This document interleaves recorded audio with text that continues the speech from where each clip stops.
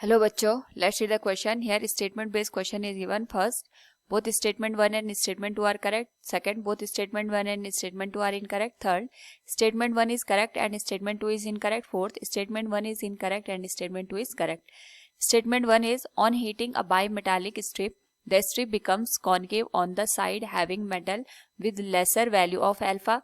Second statement is bending takes place due to different values of alpha for the two metals. Now to answer this question, first we will discuss here the key concept and here the key concept is thermal expansion. तो जब हम बात करते हैं यहाँ पे thermal expansion की, इसका मतलब ये होता है कि हमारे पास यहाँ पे due to change in temperature heat transfer होती है और उसकी वजह से जो मटेरियल होता है उसकी जो लेंथ होती है या एरिया होता है या वॉल्यूम होता है उसमें हमें चेंजेस देखने को मिलते हैं.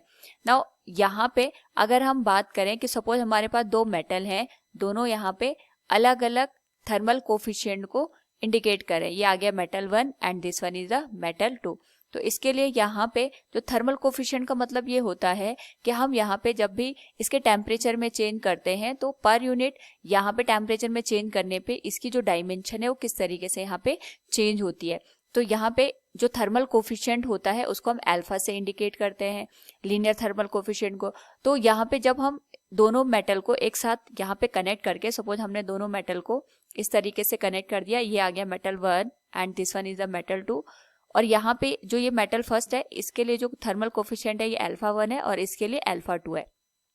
हम ये मान के चलते हैं जो अल्फा 1 है इसकी वैल्यू अल्फा 2 से ज़्यादा है.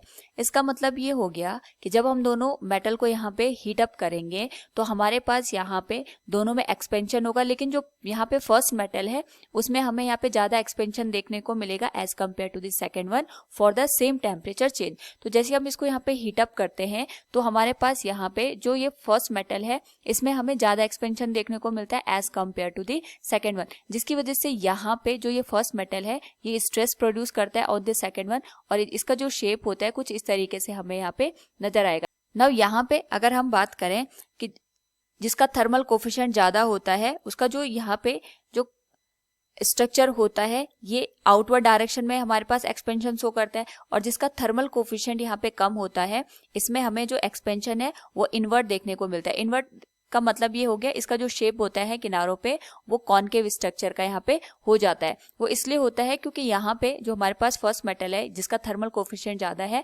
उसमें एक्सपेंशन ज्यादा होता है as compare to the other और इसकी वजह से यहाँ पे जो सेकेंड वायर होती है यानी जिसका थर्मल कोफिशिएंट कम होता है उसमें स्ट्रेस प्रोड्यूस हो जाता है. तो बाहर वाला जो हमारे पास मेटल है यानी जिसका थर्मल कोफिशिएंट ज्यादा है उसका स्ट्रक्चर कॉन्वेक्स बनता है एट द साइड और जिसका यहाँ पे थर्मल कोफिशिएंट कम होता है जो एंड पॉइंट होते हैं या साइड्स होते हैं वहां पे जो हमारे पास एक्सपेंशन हमें देखने को मिलता है वो कॉनकेव शेप का देखने को मिलता है. सो यहाँ पे अगर हम बात करें स्टेटमेंट 1 और स्टेटमेंट 2 की, we can say on heating by metallic strip the strip becomes concave on the side having metal with lesser value of alpha, it is correct one.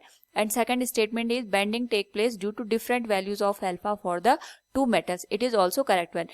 different values होने की वजह से यहाँ पे thermal stress produce होता है. So from the given option we can say here both statement 1 and statement 2 are correct. Option first will be the right answer. Hope all you understood it. Thank you and best of luck.